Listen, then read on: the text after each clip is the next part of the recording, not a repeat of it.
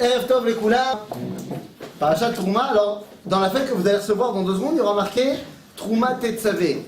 Je ne suis pas certain qu'on va toucher à Tetzavé ce soir, mais les 2 parachutes sont intimement liés et on va comprendre pourquoi.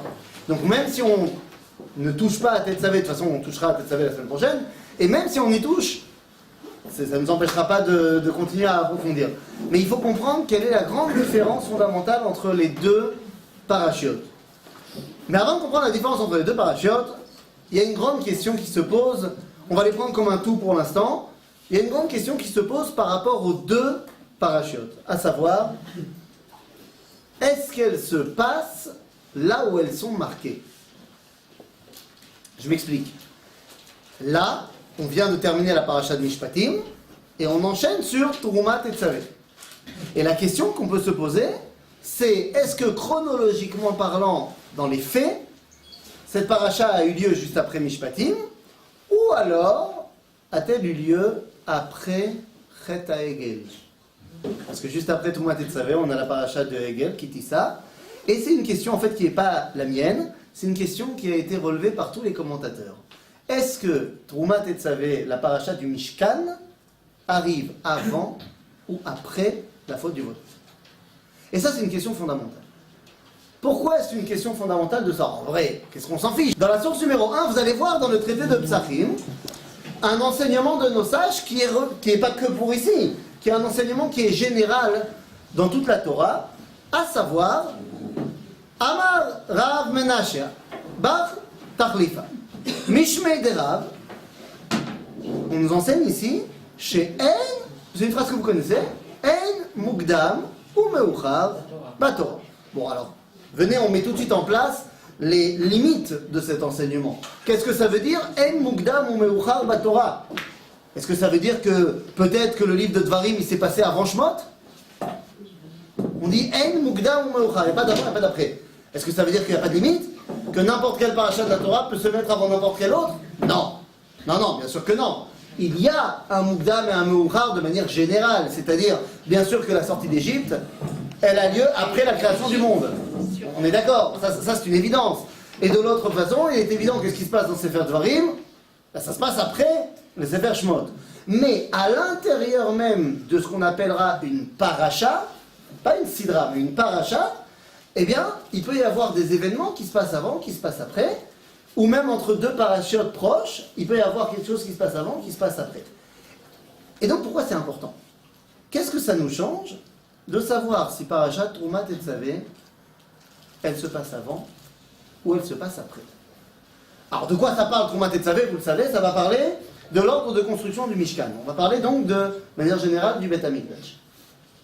Si la paracha se passe après Chet HaEgel, eh bien ça veut dire que quel est le rôle du Mikdash? Tikkun HaChet. C'est-à-dire que si la paracha se passe après Chet HaEgel, le rôle central du Beth Amikdash serait de corriger la faute. Eh bien les amis, c'est un rôle qui est important, mais sacrément pas idéal. Quoi? Ça voudrait dire, je vous rappelle que, d'après la Mishnah de Pirkei Avot, Al-Shloshat Dvarim Ha'olam Omed, une de ces Shloshat Dvarim, c'est Avoda, Avodat HaMikdash, quoi? Ça voudrait dire que le monde tient sur le fait de corriger la faute. Quoi? La faute serait-elle inhérente à la création et à la construction même de l'homme? C'est une thèse qui est connue, mais qui n'est pas juive. C'est la thèse de la théologie chrétienne. Que de dire que l'homme est fondamentalement fauteur. J'y reviendrai à cette histoire-là de avant, après, la notion du Beth Amikdash.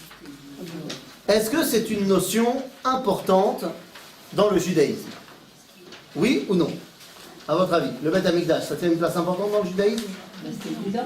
C'est évident. Oui. Et pourtant, ça fait 2000 ans qu'on vit sans. C'est quand même terrible.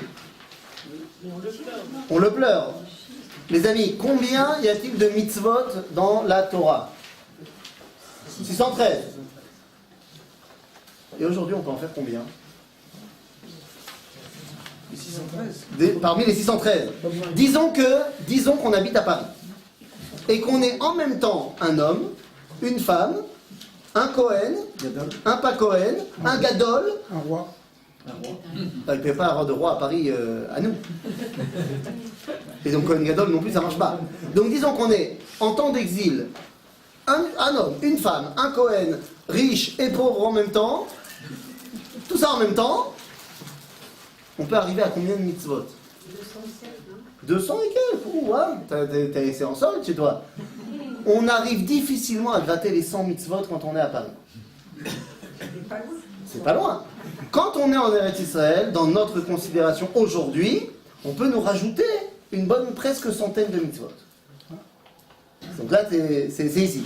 Par contre, il nous manque quand même la masterpiece. L'écrasante majorité des mitzvot dépend du Beth Amikdash. Ce qui veut dire qu'aujourd'hui, on vit un judaïsme extrêmement partiel. Extrêmement partiel. Et là, je parle au niveau mathématique. Je ne parle pas au niveau, évidemment, de ce que ça veut dire un monde où il y a la présence divine, où il y a la Shrina au Beth Amikdash, que je ne connais pas, j'ai jamais vu ça, et un monde comme celui où on est aujourd'hui, où on n'a pas cette présence divine. Donc évidemment que le monde sans Beth Amikdash, c'est absurde. Et pourtant, dans la mesure où pendant 2000 ans on n'a pas eu de Beth Amikdash, il y a eu des penseurs juifs qui se sont mis à écrire que le Beth Amikdash et de manière plus générale, la sanctification de l'espace, c'est Bediavad. C'est a posteriori. Parmi eux, un philosophe juif américain qui s'appelait Avraham Yehoshua Heschel. Avraham Yehoshua Heschel a écrit plusieurs livres, Les bâtisseurs du temps, ou le livre sur le Shabbat. C'est un fan de Kedushat Azman, de la sanctification du temps. Il va dire, par exemple, je l'ai mis dans la source numéro 2, dans son livre sur le Shabbat, il dit Hayahadut idat azman. Et Yom HaShevi'i i armon bazman. Il dit, dans la mesure où les goyim, eux, ils font des temples dans l'espace, les temples grecs, romains, nous, on fait des temples dans le temps. Shabbat, Chagim, Yom Tovim. Et pour lui, comment il explique le Beth Amikdash? C'est bien qu'il y a eu le Beth Amikdash Rishon, Sheni. Eh bien, il va aller selon l'avis de nos sages que Parashat Troumat Tetzavé a lieu après le Vaudor. Et donc, il va dire, bah oui, compromis avec la réalité. Le Vaudor a montré qu'on n'était pas capable de s'attacher à Dieu de manière purement abstraite. On était encore trop ancré dans l'idolâtrie de l'Égypte. Et donc, Dieu a été obligé de faire un compromis, nous a donné un Beth Amikdash, parce que sinon, on faisait n'importe quoi. Ce qu'a peut-être oublié Avraham Heschel, c'est qu'il y avait un verset bien avant, les Koulé Alma, bien avant le Vaudor. Ce verset, on le trouve à la fin de la Shirat Hayam. Puisqu'à la fin de la Shirat Hayam, on nous dit, et on est tous d'accord que la Shira, c'est avant la faute du Vaudor. Et là-bas, on nous dit dans la source numéro 3, Teviemo vetitaemo be'ar nachalatecha, machon leshiftecha pa'alta Hashem, migdash Hashem konenu yadecha. Donc on parle déjà d'une dimension de Mikdash bien avant la faute. Parce que comprenez-moi bien, si le Beth Amikdash ne sert qu'à corriger les fautes, eh bien ça veut dire que finalement le rapport que j'ai avec Dieu, parce que c'est là-bas que je vais rencontrer Dieu au Beth Amikdash, ça veut dire que mon rapport à Dieu est un rapport uniquement de Tikkun Achataim. Je ne peux pas avoir un rapport avec Dieu qui est idéal. Les korbanot, ça sert à quoi? Quoi ça sert les korbanot? À l'Ikarev ou à l'Echaper à l'Achataim? Les deux. Les deux.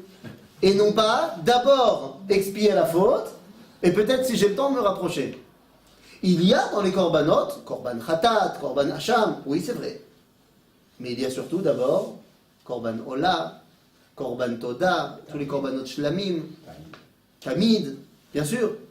Donc ce ne sont pas des korbanot qui viennent réparer une quelconque faute. Mais ils sont là pour, comme vous dites, les hit karev.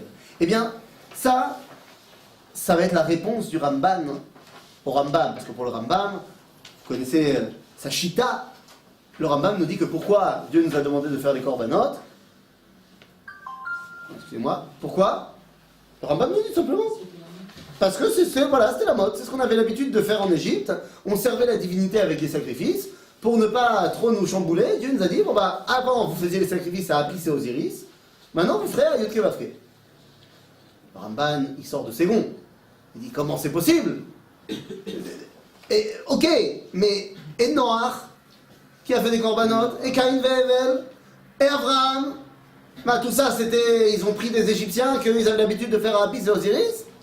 Comment tu peux dire, Rambam, que les corbanotes, c'est pour corriger, et c'est pour, en rapport avec la Vodazara, alors qu'on voit bien que Gdolé Haolam, avant de rentrer en Égypte, faisait des corbanotes. Et donc, le Rabbi Avraham ben Rambam, le fils du Rambam, répond à l'attaque de relancer à son père. Il dit Vechi Abba Amar Sheze Atam Ve'en Bilto. Quoi, papa, il a dit qu'en disant que c'était par rapport à l'Égypte, il a dit qu'il n'y avait pas d'autre raison au korbanot. Il n'a pas dit. Il a juste donné celle-là, mais il y en a d'autres, effectivement. En d'autres termes, le Beth Amikdash peut être vu de deux façons.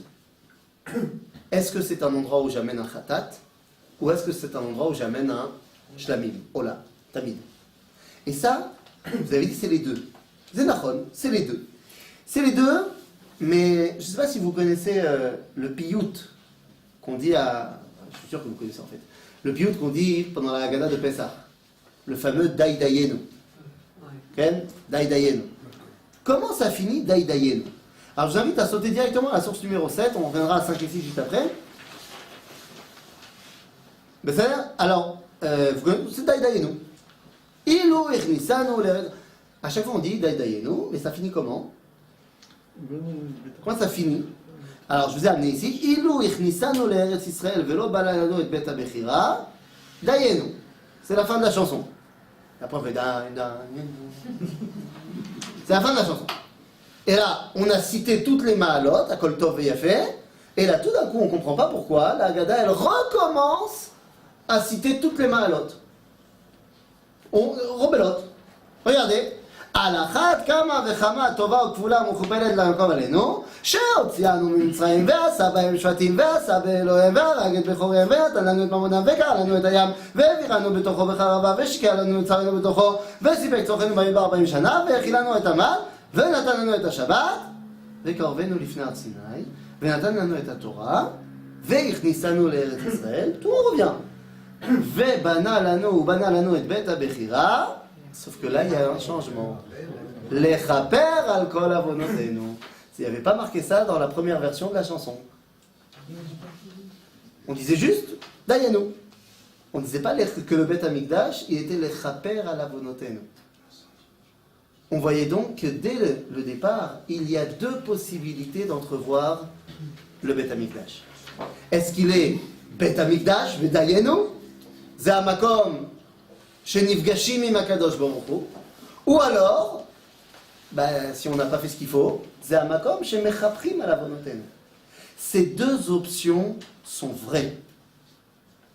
Il y a donc deux façons de s'attacher à Hakadosh Baruch Hu. Une façon idéale, et une façon a posteriori, pragmatique, résultant de la réalité. Ces deux façons de servir à Kadosh Baruch Hu, on les retrouve en la personne de deux personnages. Qui nous transmet Dvar Hashem? Moshe Rabbeinu. Pézéu? Aaron? Il transmet à Aaron aussi? Quoi, ça suffit pas Moshe? Bien, regardez, dans la source numéro 5, dans le Sefer Shmot, on nous dit Daberu el kol hadat Israël lemor be'asor lachodesh hazeh ve'ikru lahem ish se lebet avot se labayit. Mais c'est Daberu, c'est Dieu qui parle, mais à qui il parle? À Moshe et à Aaron. Et là, Rashi nous dit tout de suite Vechi Aaron medaber? Alors kvar ne'emar ata tedaber. Dieu avait dit à Moshe, c'est toi qui vas aller parler. Alors pourquoi on a besoin de Aaron? Ela cholkim kavod ze laze ve'omrim ze laze lamdeni ve'adibur yotze miben shenehem. זאת אומרת, pour comprendre ce que veut Akadosh Baruch Hu, il faut et Moshe et Aaron. On a besoin des deux. Il semblerait que ce que Moshe enseigne, Aaron ne peut pas l'enseigner, et ce que Aaron enseigne, Moshe ne peut pas l'enseigner. Nous sommes ici face à deux dimensions complètement différentes de la Torah, que je vais appeler ici, en reprenant la formulation que nous avait enseignée le Rav Cherki, le moshisme face au aaronisme. deux chitotes, deux idéaux complètement différents. Et pour que vous compreniez vers où je vais, prenons les réactions de chacun par rapport à Chet HaEgel. Moshe, quand il descend de la montagne et qu'il voit le veau d'or, quelle est sa réaction? Hein? Il casse les tables et... colère, tout de suite. Il fait genre, il n'est pas vraiment en colère. Non, mais quelle est sa réaction par rapport concrètement? Ok, en colère. Il tue tous ceux qui ont péché. C'est-à-dire, Moshe, c'est pas compliqué. Il a un bouquin, Shulchan Aruch de Moshe, Me'et HaKadosh Baruch Hu. Il regarde dans son bouquin, il y a marqué Avodah Zara, Chalav Mita. Bon, c'est parti. Et au choix, tu prends les Lévim, tu m'en prends 3000, tu les tues. Allez, c'est parti. On n'a pas de ça à faire. Mila Shemelai. Hein, Milachem Elai, c'est parti. C'est la loi. C'est comme ça, point. C'est tout, on prend pas. Il n'y a pas de discussion. Quand les Bnei Israël viennent voir Aaron et lui disent de faire le veau d'or, qu'est-ce qu'il fait à Aaron? Il le fait. Et quand Moshe lui demande, mais pourquoi t'as fait ça? Qu'est-ce qu'il répond? Il disait, il a dit Azoy, mais après, qu'est-ce qu'il a dit? Pour les Sfaradim, qu'est-ce qu'il a dit? Il a dit, mais attends, tu sais, Bikchou, qu'est-ce que tu veux? Ils ont demandé. T'as maquillé ta Amazé. Ils ont demandé. Et alors? C'était pas interdit de faire ça? Aaron, c'est un tzaddik. Pourquoi il fait ça? Pour gagner du temps. Ah, c'est juste pour gagner du temps. Il n'était pas obligé de faire ça alors. Il aurait pu dire, alors pour qu'on puisse faire un veau, il faut se préparer pendant 3 jours. Il aurait pu faire ça. Et là, un référendum. Vous savez, le référendum, il était devant lui. Les gens, ils ont dit, on veut, ils ont tous mis un gilet jaune, et ils ont dit, on veut un veau. Ça y est, le référendum, il était là. Hein, c'était le RIC de l'époque du Midbar. Non, les amis. Aaron, il a tout simplement étudié les Sipurei Maasiyot de Rabbi Nachman de Breslav. Il ne peut pas en être autrement. Quoi? En Mukdam ou Meuchar B'Torah. Et dans les Sipurei Maasiyot, il y en a une qui s'appelle Sipur Maaseh Beben HaMelech Shechashav et Atzmo Hindik. C'est l'histoire du prince qui se prenait pour un dindon. Vous la connaissez celle-là? Non, elle est sympa. C'est un roi, il avait un enfant, et cet enfant, du jour au lendemain, s'est pris pour un dindon. Voilà, c'est comme ça. Et donc il s'est mis tout nu, et il se baladait dans le palais en faisant glou glou glou. Comme ça. Et personne n'arrivait à le parler, il glougloutait, et il mangeait des graines qu'on lui jetait par terre, et il glougloutait, Le roi ne savait pas quoi faire, c'est son seul héritier, il a amené tous les médecins du royaume, et chacun a essayé de lui... Personne n'a réussi à quoi que ce soit, rien du tout. Il était désespéré jusqu'à ce qu'arrive un médecin, un jeune médecin, qui dit, moi, je sais comment le guérir. Il dit, ah bon, ce que tu veux, ce que tu veux, je te donne. Et alors, le médecin est arrivé, il a vu que le prince était sous la table en train de faire glou glou glou tout nu. Alors il s'est dévêtu lui aussi, s'est mis sous la table, il a fait glou glou glou. Alors très vite, ils ont réussi à communiquer en glou glou, et il lui a dit, alors je traduis, je fais les sous-titres pour ne pas vous perdre. Donc il a dit, Shalom, tu es aussi un dindon? Il dit oui, je suis un dindon. Ah, ça fait plaisir. Et il commençait à discuter. Au bout d'une semaine, il lui a dit, tu sais, on peut être un dindon habillé. Je dis, c'est vrai? Oh ouais. Alors ils se sont habillés, ils sont restés dindons. Et puis après, il lui a dit, au bout d'une semaine, tu sais, on peut être un dindon et manger à table et pas sous la table. Je dis, ah bon? Ouais, c'est vrai. Au bout d'une semaine, il lui a dit, tu sais, maintenant qu'on est à table, on peut être un dindon et manger des aliments cuisinés et pas forcément que des graines. Je dis, ah bon? Ouais. Et ils ont commencé. Tu sais, on peut manger aussi avec les couverts et pas avec le bec. Et on reste des dindons. Je dis, ah bon? Ouais. Et après, il a dit, tu sais, on peut aussi parler comme des êtres humains et rester des dindons. Je dis, ah bon? Ouais. Et petit à petit, il l'a fait redevenir un être humain jusqu'à ce qu'il lui a dit, tu sais, on peut aussi être des êtres humains. Ah bon? Et il est redevenu un être humain et il a pris le royaume à la mort de son père. Aaron a très bien compris cette histoire. Et il dit, mais le peuple, il veut fauter. Je vais les laisser tout seuls. Si je les abandonne à ce moment-là, il n'y a aucune chance qu'ils redeviennent des humains et qu'ils ne restent pas des dindons. Des fois, il faut descendre avec celui qui faute. Pourquoi faire? Pour le sortir. Albi Alacha, est-ce que j'ai le droit de faire une avera pour faire tchouva aux gens? Non. Non, j'ai pas le droit de faire ça. Sauf dans un cas, j'ai une dérogation si je suis prophète. Il y a dans la halakha de Moshe ce qu'on appelle Horaat Shah Shel Navi. Le meilleur exemple, le plus connu, c'est Eliyahu sur le mont Carmel. Il y a une dispute, est-ce qu'on est Ma'amin Ba'Hashem ou est-ce qu'on est Ma'amin Ba'Baal? Et là, Eliyahu, il lance un défi aux prêtres de Baal. Il dit, voilà, demain, sur le mont Carmel, on fait chacun un autel, chacun sacrifiera une vache, et on verra le feu, il descendra pour qui? Maintenant, ils font ça, le feu ne descend pas pour la vache du Baal, il descend prendre la vache pour Hachem, et tout le monde dit, Hachem wa Elohim, Hachem wa Elohim. Ma'abaya. C'est qu'à l'époque de Eliyahu Navi, il y a le Beth Amikdash. Et donc, c'est faire un sacrifice à l'extérieur du Beth Amikdash, des Chayav Karet. Mais Eliyahu, il a le droit, parce qu'il est prophète, et que temporairement, un prophète a le droit de nous faire faire une avéra. Pour ces raisons. Je donne un autre exemple qui ne s'est pas encore arrivé. Mais disons que demain, je ne sais pas moi, quelqu'un dans la salle nous dise « Je suis prophète ». Yalla. Tu veux tenter? Non mais depuis qu'on est en Israël, on n'est pas tous des prophètes. Il y a des gens qui pensent ça, il y a un hôpital qui s'occupe d'eux. Ça arrive. C'est malheureux, mais ça arrive. Non, on n'est pas tous des prophètes. Bezrat Hashem. C'est d'accord que Sefer Yoel, il dit que viendra un temps, Veshpoch et Ruchi al kol basar. C'est d'accord. Mais on n'y est pas encore. Bezrat Hashem, bientôt. Mais disons que là, tu te prends pour un prophète pour de vrai. C'est ça, yalla. Tu te prends pour un prophète, tu dis, je suis prophétesse, Dieu m'a dit, m'a parlé. Bon, alors là, la première chose qu'on doit faire, c'est quoi? Vérifier. Alors d'abord, on pose 2-3 questions en Torah et en culture générale.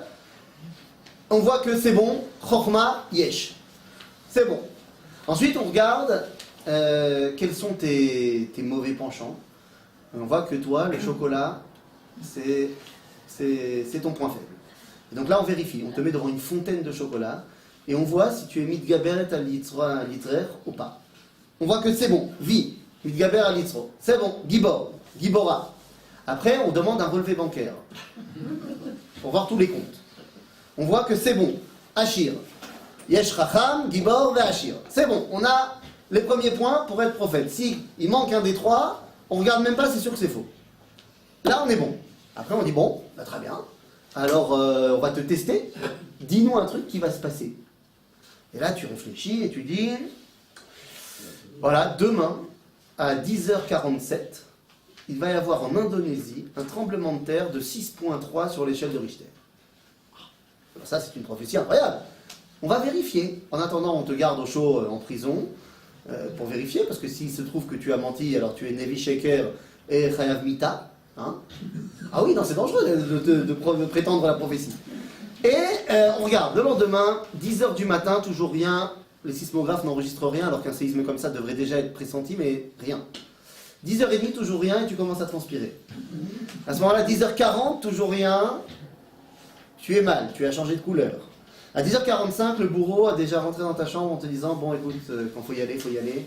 10h46, tu te résignes à te lever.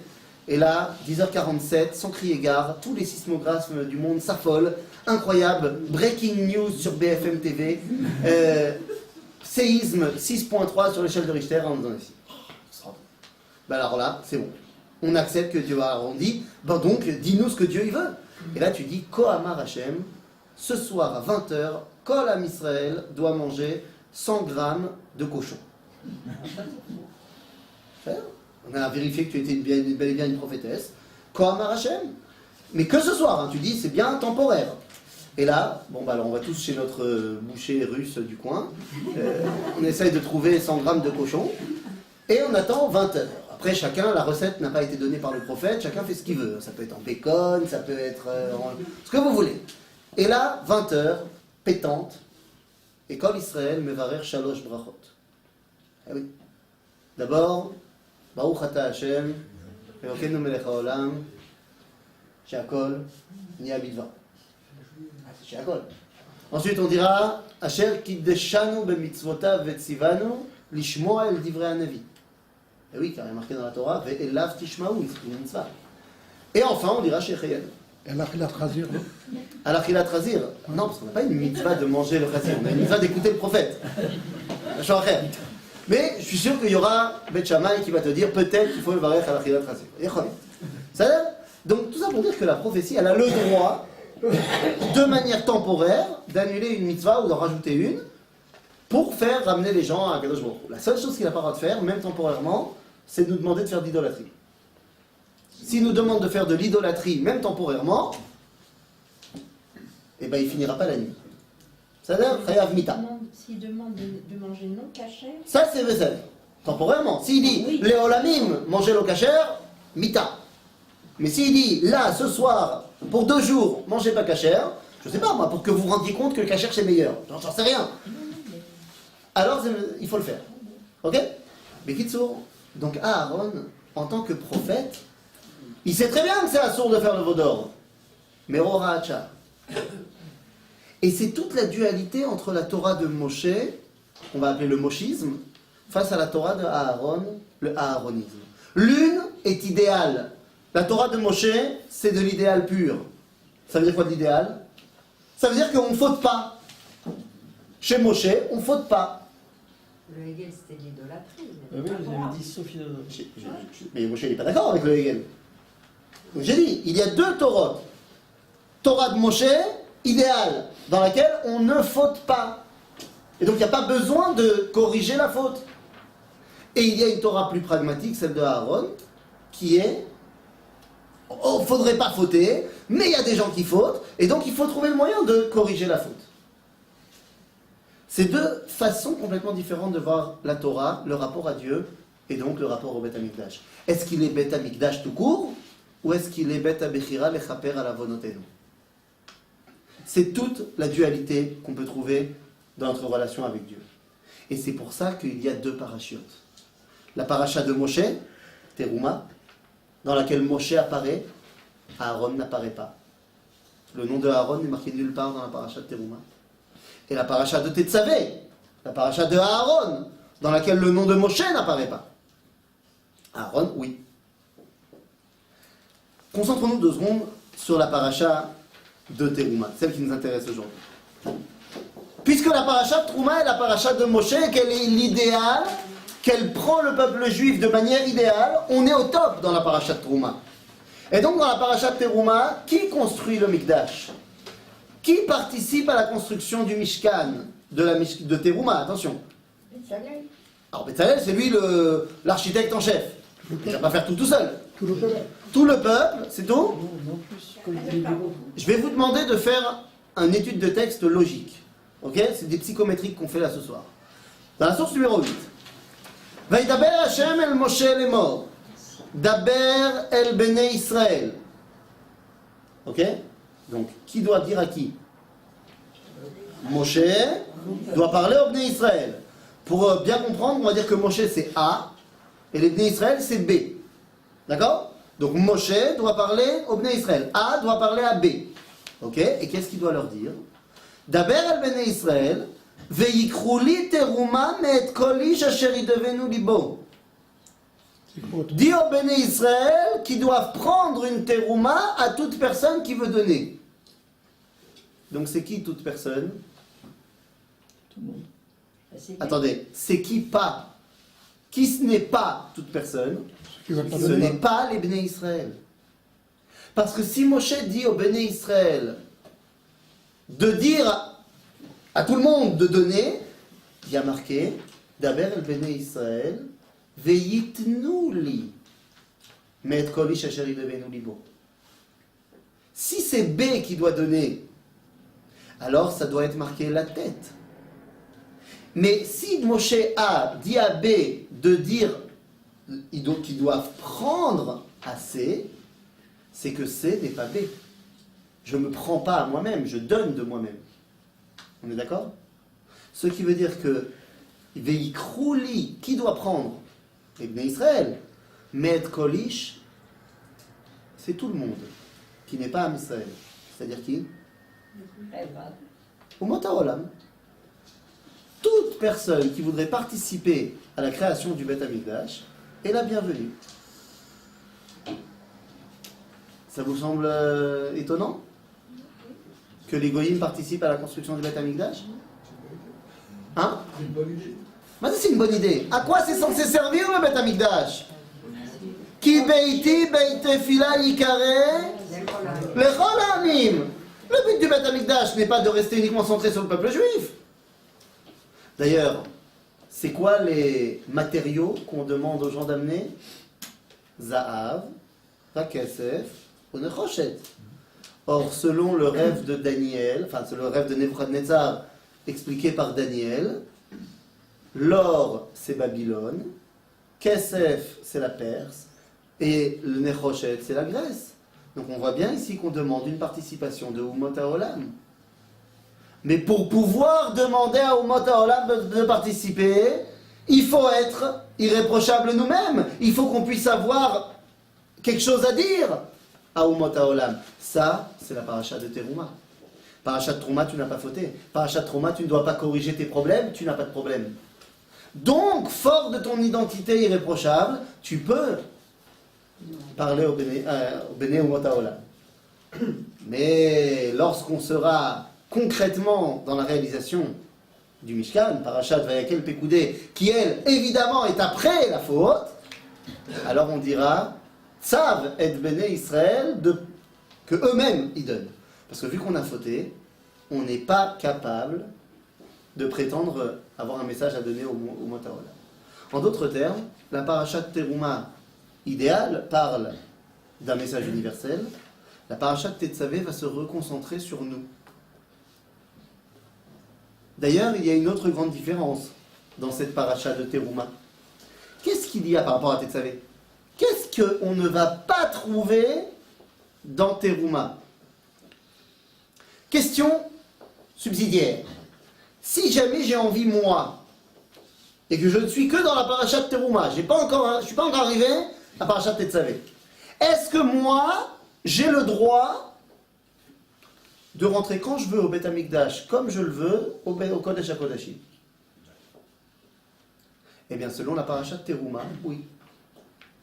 Parce que qu'est-ce qu'il n'y aura pas dans la paracha de Teruma? Il n'y aura pas de Kohanim, il n'y aura pas de Bigdei Kehuna. Dans la paracha de Teruma, Moshe y rentre quand il veut. Be'oel Moed. Dans la paracha de Tetzavé, qui admet le aaronisme, qui admet le fait qu'on peut fauter et qu'il faut se calmer, alors à l'entrée du Beth Amikdash, on va te dire hop, hop, hop, hop, hop, il y a des madrigotes, il y a un Kohen, et le Kohen il ne peut pas rentrer comme il veut, il doit être habillé d'une certaine façon. Moshisme face au aaronisme. Dans la paracha de Teruma, qui est l'idéal, il n'y a que les choses idéales. Qu'est-ce qu'on va y trouver donc dans les ustensiles du Mishkan? On y trouvera quoi? À Menorah, à Mizbeach HaZahav. Mizbeach HaZahav? Bémet? Non. Celui-là, il est dans Tetzavé. Par contre, la Shulchan. Les tapis. Les tapis, c'est-à-dire on va dire la structure du Mishkan. Qu'est-ce qu'on aura encore? À Mizbeach. Et c'est Mizbeach? À Ola. Pas à Ktoret. Et qu'est-ce qu'on aura encore, surtout? À Aaron. Aaron Abrit. Et donc on n'aura pas Mizbeach HaZahav, on n'aura pas les Kohanim, on n'aura pas les Bigdei Kehuna.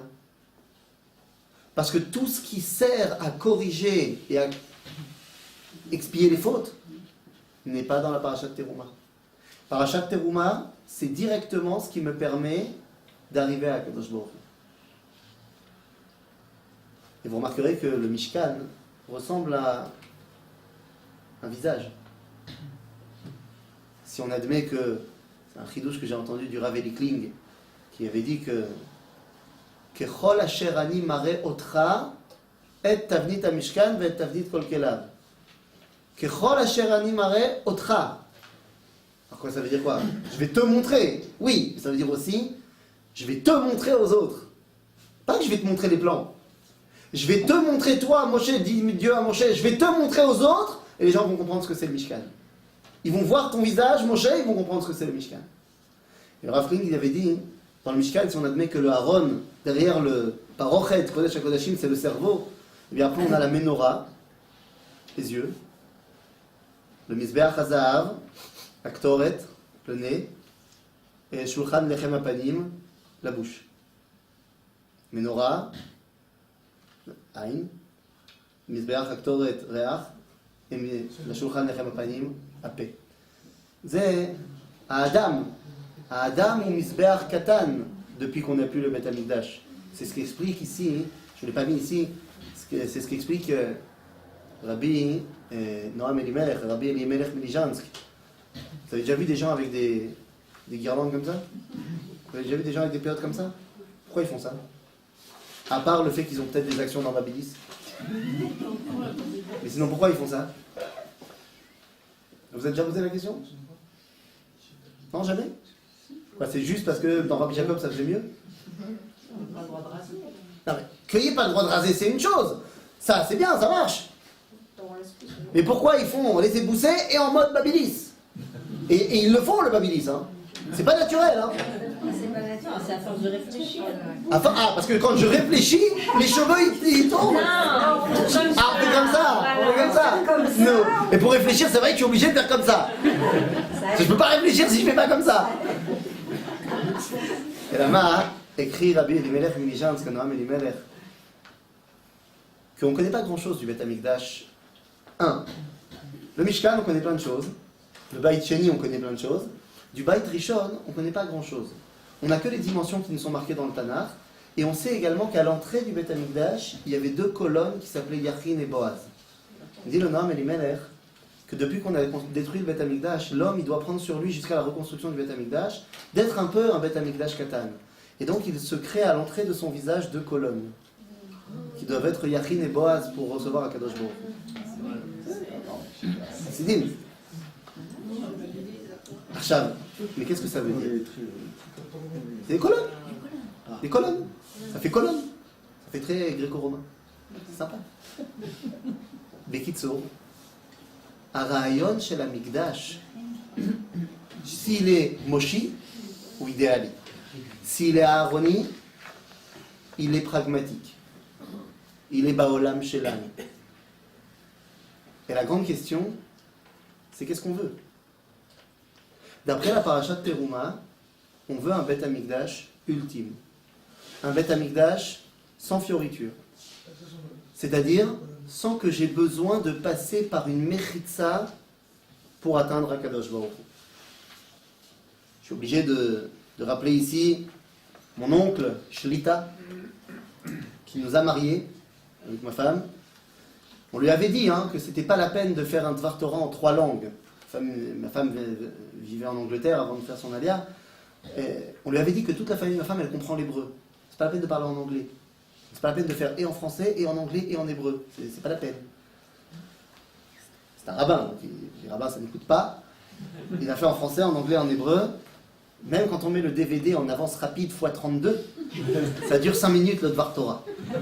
Sous la roupa. Mais c'est pas ça le plus drôle. Le plus drôle, c'est que 2 jours avant la roupa, j'étais chez le Rav Cherki pour avoir mon dernier cours de préparation au mariage. Et il m'a dit, tu verras. Rav Cherki était sous la roupa, c'était mon témoin. Et il m'a dit, tu verras, dans 2 jours, ton oncle il va faire un Dvar Torah et il va dire, et comme on dit nos sages dans le Talmud, Veshachanti beto vasuli mikdash veshachanti betocham betocho lo neemar ela betocham betoch kol echad veechad mi'Israël. Il dit tu verras, il va dire ça. C'est un prophète aussi. C'est pas un prophète, c'est de la statistique. Il dit tous les rabbins parashat Teruma ils disent ça, l'Omeshane. Et tous ils disent et comme on dit nos sages dans le Talmud. Il dit seulement nos sages ils n'ont jamais dit ça dans le Talmud. On a regardé dans tout le Talmud, Bavli, Yerushalmi, ça ne vient pas des Tanaïm, c'est repris dans les Rishonim, dans les Acharonim, on a cette phrase, mais ça ne vient pas de nos sages du Talmud. Et ben banco, le lendemain, enfin le surlendemain, mon oncle était arrivé sur la coupa, il a dit moi j'ai un brou chazal bagmara, Asuli Mikdash, Veshachanti betocham, betocho lo neemar ela betocham. À ce moment-là, je me tourne vers le Rav qui me fait. וזה נכון, אבל מה זה אומר? ושכנתי בתוכו לא נאמר אלא בתוכם. C'est-à-dire que Akadosh Baruch Hu attend de nous d'être le réceptacle du rendez-vous. Et oui, parce que le Beth Amikdash a fonction de Oel Moed. Moed, ça veut dire rendez-vous. Et pour pouvoir être le réceptacle de ce rendez-vous, il faut savoir qu'il faut être au niveau. Eh oui, si on n'est pas au niveau, ça ne marche pas. Et c'est la raison pour laquelle il ne pouvait pas y avoir Trouma, et surtout pas Trouma, Tetzavé va avec, mais il ne pouvait pas y avoir Trouma Tetzavé après le Vaudor. Il fallait que Trouma Tetzavé, et surtout Trouma, soit avant le Vaudor, pour que tu comprennes que non, toute la relation avec le Mikdash ne dépend pas de la faute et de la réparation de cette faute. Non, il peut y avoir une dimension du Beth Amikdash qui est idéale, où tu ne fautes pas.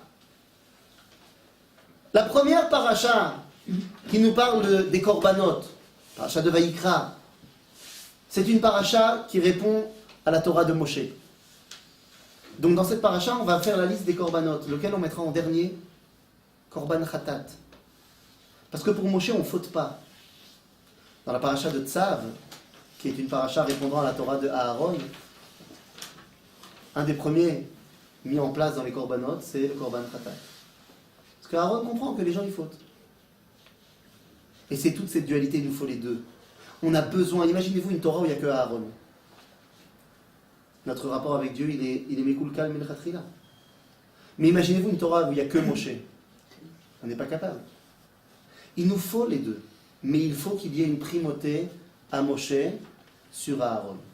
Je vous ai dit que Aaron avait une prérogative en tant que prophète de pouvoir faire des avérotes pour amener des totsaot tovot. Seulement, qu'est-ce qui se passe quand la prophétie s'arrête? Eh bien, le dernier prophète, lorsqu'il sent que la prophétie va s'arrêter, il s'appelle Malachi. Et Malachi, dans l'un des tout derniers versets de la prophétie, il sait qu'il ne va plus pouvoir jouer maintenant sur le Horat Shel Navi. Et donc, il dit bien Zichru Torat Moshe Asher Tzivitim Al Kol Israël. Maintenant qu'il n'y aura plus de prophétie, Zichru Torat Moshe et pas Torat Aaron. Torat Aaron, c'est bien quand il y a la prophétie, mais quand il n'y a plus la prophétie, on ne peut pas se risquer à Torat Aaron. Se risquer à aller faire une faute pour faire du bien après, c'est trop dangereux. On n'y arrive pas. On est trop loin d'Akadosh Baruch Hu pour pouvoir s'y risquer. Et donc, dans toute l'époque de l'exil, il nous faut Torat Moshe. Et uniquement Torat Moshe. Alors, qu'est-ce qu'on va faire? Si Aaron est nécessaire pour amener les gens qui font des erreurs, si pendant 2000 ans, il n'y a que Torat Moshe, comment on va faire? Malachi termine en disant, ne t'inquiète pas. Ine anochi sholach lachem et Elia Navi. Lifne bo yom Hashem agadol ve'anora. Ne t'inquiète pas, avant que je ne juge le peuple juif, j'enverrai Eliyahu Hanavi. Et quel sera son rôle? Pas de l'ifsok halacha. Ve'eshiv lev avot al banim ve'lev banim al avotam. Son rôle sera de ramener les gens. Comment il fera? Comme il a déjà fait Béhar Carmel. T'inquiète pas, il a des techniques à lui. Donc ne t'en fais pas, Torah Aaron reviendra suffisamment tôt pour qu'on ne soit pas dans la mouise avec la Torah de Moïse. Je l'ai travaillé toute l'après-midi, celle-là. Je ne savais pas comment la placer, mais voilà, comme ça c'est fait. C'est de cela qu'on parle. C'est de cela qu'on parle. Est-ce que la Torah est d'abord pour nous un idéal à atteindre, même si on sait qu'on n'y arrivera pas forcément? Ou est-ce que la Torah est d'abord et avant tout pragmatique? Eh bien non, la Torah est d'abord et avant tout un idéal. Et si je ne l'atteins pas tout de suite, eh bien c'est pas grave. Mais je ne pouvais pas mettre la paracha de Tetzavé avant la paracha de Teruma. La paracha de Teruma nous parle, et c'est par là que je vais terminer, par le Kodesh HaKodashim, notre fameuse Aaron Abrit. C'est la masterpiece de la paracha. Mais dites-moi, qu'est-ce qu'il y a dans ce Kodesh HaKodashim? Pourriez-vous me donner une définition du Kodesh HaKodashim? Ici, dans la source numéro 9, Amar Rabbi Akiva, Chas v'shalom, lo nechalek adam miYisrael el shir hashirim, שלא תטמא את הידיים, שאין כל העולם כולו כדאי כיום שנתן בו שיר השירים לישראל, שכל הכתובים קודש, אבל שיר השירים קודש קודשים. Les amis, quelle est la définition du Kodesh HaKodashim? Ne me dites pas saint des saints. Kodesh HaKodashim, c'est un endroit d'abord. Et il y avait quoi dans cet endroit-là? La Torah. Et quoi d'autre? Les Luchot, je mets ça avec la Torah, oui. Les Kruvim. Fémod. Dites-moi, la Torah, c'est Kodesh ou c'est Chol? La Torah, c'est Kodesh. Les Kruvim, c'est des statues. Des statues en or, non? C'est Kodesh ou c'est Chol? C'est Chol. C'est Chol, c'est pas toi. Donc maintenant, vous savez ce que c'est que le Kodesh HaKodashim. Le Kodesh HaKodashim, c'est là où il y a l'union du Kodesh et du Chol. Là, on arrive à réunir le Kodesh et le Chol, c'est Kodesh HaKodashim. Dans la bibliothèque juive, depuis la Mishnah jusqu'à aujourd'hui, même pas depuis la Mishnah, depuis le Tanakh jusqu'à aujourd'hui, on a pas mal de livres. Je sais pas, j'ai pas compté, mais j'imagine à peu près 200 000 livres. À ma connaissance, il n'y en a que 3 dans toute la bibliothèque juive qui ont été appelés par des rabbanim Kodesh HaKodashim. Le premier, voilà, on vient de le lire, Shir HaShirim, Rabbi Akiva. Lama. Shir HaShirim, ça parle de quoi? Une rencontre. C'est un chant d'amour entre un homme et sa femme. D'accord? Quoi, non? Si, enfin, Dieu avec des Ah, vous dites Dieu et Knesset Israël? C'est pas marqué dans Shir HaShirim, ça. Il faut les commentateurs pour nous expliquer ça. D'abord, c'est un chant d'amour entre Dieu et sa femme. Entre un homme et sa femme. Voilà, c'est votre faute, hein, c'est pas moi. Hein. Alors, on va dire qu'il a un fils et tout, machin. Calmez-vous, calmez-vous. L'amour qui unit un homme et sa femme, c'est Kodesh ou c'est Chol? C'est Chol. Ah, mais c'est comme Kodesh. La reine, c'est Kodesh HaKodashim. Le deuxième livre qui s'appelle Kodesh HaKodashim, c'est quoi? Sefer HaKuzari. לפני, נגיע לאורות. אבל קודם כל ספר הכוזרי, שאמר בעל פסות החושן, שזה ספר קודש הקודשים. עכשיו, c'est quoi ספר הכוזרי? C'est là où Rabbi Yehuda Halevi nous explique que l'histoire, c'est Chol, l'histoire, que l'histoire du peuple juif, c'est Kodesh. Que l'histoire Chol du peuple juif, c'est Kodesh. C'est Kodesh HaKodashim. Et enfin, le troisième, effectivement, c'est le livre Oroth du Rav Kook. Lorsque son fils, le Rav Tzvi Yehuda, fait la préface, l'introduction, il écrit Shefa shel Kodesh HaKodashim shel Sefer HaOrot Hazeh. Vous allez me dire, oui, bon, ça va, il est parti pris, hein. Il s'appelle le Rav Tzvi Yehuda Kook. Donc forcément qu'il a dit du livre de son père, le Rav Kook, que c'est Kodesh HaKodashim. Non. Parce que quand on a demandé au Rav Tzvi Yehuda, mais pourquoi le Rav Anazir, l'autre élève du Rav, lorsqu'il a mis en place le livre Oroth HaKodesh, il l'a appelé Oroth HaKodesh.